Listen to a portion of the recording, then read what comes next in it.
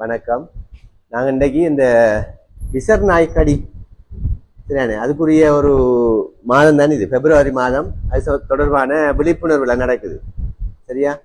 அதில் இப்போ கடந்த வருஷம் 14 பேர் அந்த விலங்குகள் கடிச்சு இறந்திருக்காங்க இலங்கையில். 14 பேர். அதில் ஒரு ஆள் பூனை கடிச்சு இறந்திருக்காங்க சரியானே.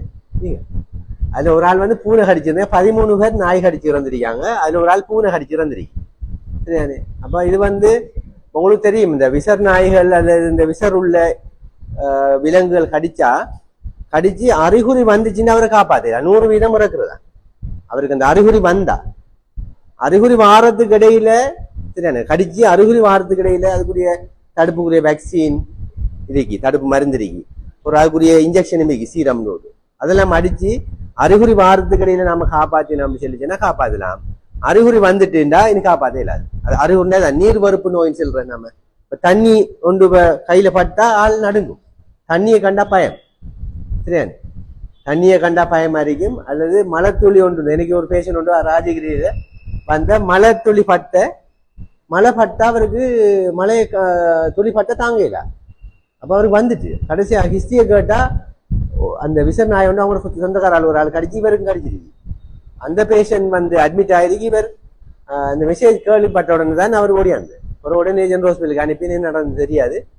இப்படி இந்த விசர் நாய் கடிச்சு அல்லது விசர் உள்ள ஏதாவது பூனையோ நாம வீட்டுல செல்ல பிராணியை வளர்க்குற மிருகங்கள் சில டைமுகள்ல அதுக்கு தொட்டி இருந்தா சரியானே, நாம அது நம்மளை கடிச்சிச்சுன்னா நான் சொன்ன மாதிரி உடனே அதுக்குரிய சிகிச்சையை செய்யணும். இல்லைன்னு சொல்லிச்சுன்னா அந்த நம்மளுக்கு அதுல கிருமி பரவி அறிகுறி வந்துச்சுன்னா நம்மளை காப்பாற்றவே இல்லை, வைத்தியமே இல்லை, அவர் இறக்குறதா. அதனால நீங்க கடுங்கவனம் அறிக்கணும் சரியானே. இப்ப நாயோ பூனையோ வளர்க்குற ஆக்கள் சரியானே, அதுக்கு உரிய வேக்சினை போடணும். வருஷத்துக்கு ஒருக்கா என்ன நம்ம மிருக வைத்தியரை சந்திச்சு அதை கொண்டு போய் அந்த இன்ஜெக்ஷனை போடணும். வருஷத்துக்கு ஒருக்கா கட்டாயம் போடணும். அடுத்தது போட்டு வளர்க்கலாம். மற்றது நாம அந்த கடி பட்டுச்சுன்னு சொன்னா, நம்மளுக்கு தச்சில கடிச்சுன்னு சொன்னா உடனே என்ன செய்யணும், நாங்க 10-15 நிமிஷத்துக்கு சோப் வாட்டர் சவர்க்கார நீரால நல்லா கழுவணும். உடனே கழுவணும். ஏன்னா அது அந்த எச்சில் இருக்குதானே அதுல. இப்ப நாம அதை எடுத்துட்டு ஹாஸ்பிட்டலுக்கு வரல காட்டுறதுக்கு, கழுவித்தான் வரணும். இல்லாட்டி நீங்க வார டைம்ல அதுல இருக்கிற எச்சில் இருக்கிற அந்த கிருமி என்ன செய்யும், மெல்ல மெல்ல உள்ளுக்கும் போய்கொண்டே இருக்கும். இப்ப கடிச்ச டைம்ல போனதை தவிர அந்த எச்சில உடனே நீங்க அவரத்திலே வாஷ் பண்ணினா நல்லா சோப் வாட்டர்ல ரன்னிங் வாட்டர்ல தெப்ப திறந்து விட்டு கழுவணும். பக்கெட்டுக்குள்ள கழுவுறல, பக்கெட்டுக்குள்ள கழுவினா அதுக்குள்ள அந்த கிருமி இருக்கு. அப்ப தெப்ப திறந்து விட்டு நல்லா ஓடுற தண்ணியில கழுவணும். கழுவிட்டு சோப்பு போட்டு கழுவணும். சர்ஜிக்கல் ஸ்பிரிட் இருந்தா அதுக்கு பிறகு அதுக்கு மேல போட்டு விட்டு நீங்க வரலாம். உடனே ஹாஸ்பிட்டலுக்கு வரணும். வந்தா நாங்க இந்த ஏப்பூஸ் ஒன்று அடிப்போம் வளமையா. இப்ப சிலாக்கள் என்ன செய்யறா அதுவும் ஒரு பிரச்சனை. ஏப்பூஸ் அடிச்ச உடனே இன்னைக்கு ஊசி போட்டாச்சுன்னு போட்டு அந்த மத்த ஊசிக்கு ஏஎம்ஹெச்சுக்கு போங்க அல்லது பக்கத்தில் உள்ள பெரிய ஹாஸ்பிட்டலுக்கு போங்க சொல்லிச்சுன்னா போறல, இது ஒன்று போட்டாச்சு தானே சொல்லி போடும். அதுவும் ஒரு போல. இப்ப நாங்க யோசிக்கோம் அதையும் போடாம கணுப்புறான்னு எல்லாம் போல விளங்குது. ஏன்னா அதை போடுறதால இவங்க வேக்சின் போட்டாச்சுன்னு போட்டு விட்ட போக பார்க்காங்க. ஆகவே அது வேற. அது வளமையா என்ன ஆணி குத்தினாலும் சரி நம்மளோட உடம்புல ஏதாவது கீறல் வந்தா நாம போடுறதானே பூசி. அது அந்த விசர் நாய் அல்லது விசர் உள்ள கிருமிக்குரிய ஊசி இல்லாது. அப்ப அதுக்குரிய வேக்சின் இருக்கு. அதுக்குரிய ஒரு மாதத்துக்குரிய ஊசிகள் அடிப்பாங்க. முதலாவது வந்து அடிப்பாங்க 7 நாளையால 14 நாளையால 28 நாளையாலும் சொல்லி 4 இன்ஜெக்ஷன் அடிப்பாங்க. சில ஆட்களுக்கு அந்த காயத்தை வளைச்சு அந்த ஊசி போடுவாங்க. அது அந்த காயத்தின் தன்மையை பொறுத்து. ஆகவே கட்டாயம் இந்த மெசேஜ் எல்லாருக்கும் போகணும், எல்லாருக்கும் சொல்லணும் சரியானே. அடுத்து இந்த பூனையை பத்தி சொல்றேன். சில ஆட்கள் இப்ப பூனை வளர்க்கம் தானே. இப்ப சொல்றாங்க பூனை டேஞ்சராம் நாயை விட, வளர்க்குற நாயை விட. என்னன்னு சொல்லிச்சுன்னா வீட்டை வளர்க்குற நாய் அந்த எல்லைக்குள்ள இருக்கும். மதிலுக்கு மேலாலையெல்லாம் ஏறி மரத்துக்கு மேலாலையெல்லாம் ஏறி நாய் வெளியே போறல. அப்ப அந்த எல்லைக்குள்ள இருக்கும் வீட்டு வளர்ப்பு நாயிங்க போல. அப்ப நம்மளோட கட்டுப்பாட்டுல இருக்கும்.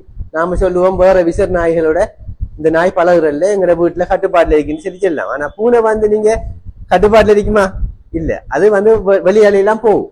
அப்ப அந்த பூனைக்கு நாய் கடிக்கலாம், அல்லது கீரிப்புள்ள கடிக்கலாம், அல்லது அந்த பெரிய மர அணில் அது கடிக்கலாம். இதுகள் எல்லாம் அந்த ரேபிஸ்ங்கிற வைரஸை காவுற விலங்குகள் சரியானே. அந்த விலங்குகள்ல அந்த ரேபிஸ்ங்கிற கிருமி இருந்தா அது நம்மட பூனையை கடிச்சு போட்டு விட்டுட்டு பூனை சும்மா சுத்தி தெரியும் என்ன வீட்டை. இப்ப பூனை நம்மளுக்கு ஒரு ஆண்டுது பள்ளி படையில எடுப்புமே பூனை நகத்தால ஒரு ஆண்டுது. அதுவும் வந்து டேஞ்சர். என்னன்னு சொல்லிச்சுன்னா பூனை நாக்கால நகத்தை எல்லாம் கிளீன் பண்ற அது பாத்தீங்கன்னு. அதாவது இந்த பூனோட நாக்கு அந்த எச்சில தான் எனக்கு வைரஸ் கிருமி இருக்கும். ஆனா அது வந்து உடம்பெல்லாம் அந்த எச்சில பூசும். என்ன பூனை கிளீன் பண்ற அப்படித்தானே. அதே மாதிரி அந்த விரல் அந்த கை கால் நகத்தையெல்லாம் அந்த எச்சில தடவி வச்சிருக்கும். அப்ப நம்மளுக்கு நகந்தான் கிழிச்சன்னு சொல்லுவோம். வாய் படல பல்லு படல நகந்தான் பட்டன்னு சொல்லி. அப்ப நகத்துல பட்டாலும் நீங்க கவனம், அதுலயும் அந்த பூனோட எச்சில் இருக்கும், அதுல கிருமி போயிருக்கும். ஆகவே இனி பூனை கடிச்சா நீங்க அந்த கவனினமா இருந்தாங்க. பூனை கடிச்சாலும் அந்த பூனை வந்து நாங்க வீட்டு பூனைன்னு சொல்லுவோம். ஆனா அது வீட்டு பூனை இல்லை.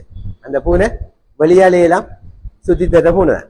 சரியா? வீட்டுக்குள்ளே வளர்க்காங்க சில ஆக்கள், பஞ்சு மாதிரி சில பூனைகள், சில வெள்ளை பூனையெல்லாம் வீட்டுக்குள்ளே வச்சுக்காங்கன்னு. அது பரவாயில்லை. ஆனா நாம சொல்ற அந்த வீட்டு பூனைங்கிறது வளவுக்குள்ளே எல்லாம் தெரியும், வெளியாலையெல்லாம் போகும். ஆகவே அந்த பூனை பிராண்டினாலும் கட்டாயம் அந்த விச நாய்க்கு போற ஊசி மாதிரி அந்த ரேபிஸுக்குரிய இன்ஜெக்ஷன் கட்டாயம் அடிக்கணும். அதை பக்கத்துல இருக்கிற ஹாஸ்பிட்டலுக்கு உடனடியாக போகணும். அது நான் சொன்ன மாதிரி கழுவுறது, இதை செய்து அந்த வேக்சினை கட்டாயம் போடணும்.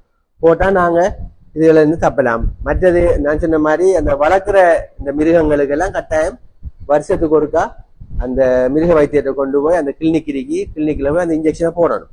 போட்டோம் சொல்லிச்சுன்னா நாங்க 2030 வந்து இந்த விலங்குகளை அந்த இதுகளால கடிச்சு இறப்ப சைபர் ஆக்கணும்னு சொல்லி அரசாங்கம் பிளான் பண்ணிருக்கு. 2025 14, அதுக்கு முதல்ல 25 இருந்திருக்கு. அந்த 2024 முதல்ல வருஷத்துக்கு 25 பேர் இந்த ரேபிஸ் இதால வந்து இறந்திருக்காங்க. இப்ப போன வருஷம் 14, அப்ப 13 நாய் கடிச்சதும் 1 வந்து பூனை கடிச்சு இறந்திருக்கு. அப்ப கடும் கவனம் பாருங்க. பூனை நம்ம வீட்டுகள்ல கடும் நெல்லா விளையாடுறோம் பூனையோட.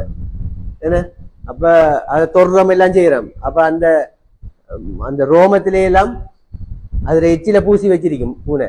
நாம கையால தொடுறோம். அந்த சின்ன பிள்ளைகள் வீட்டுகள்ல கடும் கவனம். சின்ன பிள்ளைகள்லாம் அதோட கடுமையா விளையாடுதல், கச்சில விளையாடி விட்டுரும். பிள்ளை சொல்லவே மாட்டா கடிச்சேன்னு சொல்லி. சில டைம்ல பெயின் இருந்தா தான் பிள்ளை செல்லும். அப்ப மிச்சம் அவதானம் மாதிரிங்க கட்டாயம் அந்த இன்ஜெக்ஷனை போடுங்க. அப்படி வளர்க்குறா கட்டாயம் இன்ஜெக்ஷனை போடுங்க. அவ்வளவுதானே. அப்ப இந்த மெசேஜை வந்து நீங்க மற்றாக்களுக்கும் கட்டாயம் சொல்லணும். இந்த February 2ஆம் தேதியிலிருந்து 15ஆம் தேதி வரை தொடர்ச்சியா இது சம்பந்தமான ப்ரோக்ராம் எல்லாம் இலங்கை பூரா நடந்திருக்கு. இந்த விழிப்புணர்வை ஏற்படுத்த சொல்லி கூட பேருக்கு தெரியாது பூனை விஷயம். நாய் மட்டும் கொஞ்சம் பயமா இருக்கிறது, பூனையோட கடும் க்ளோஸா இருக்கும். நாம அதை கொஞ்சம் நீங்க கவனிச்சுக்கொள்ளுங்க. அந்த சின்ன வயசுல 3 மாசம் 2 மாதத்துல கொண்டு வர குட்டிகள் பிரச்சனை இல்லை. நீங்க கொஞ்சம் பெரிய பூனைகளை வாங்கினா கட்டாயம் இன்ஜெக்ஷனை போட்டு தான் நீங்க எடுக்கணும். இன்ஜெக்ஷன் போடாமக்கு எடுக்காதுங்க. ரைட்.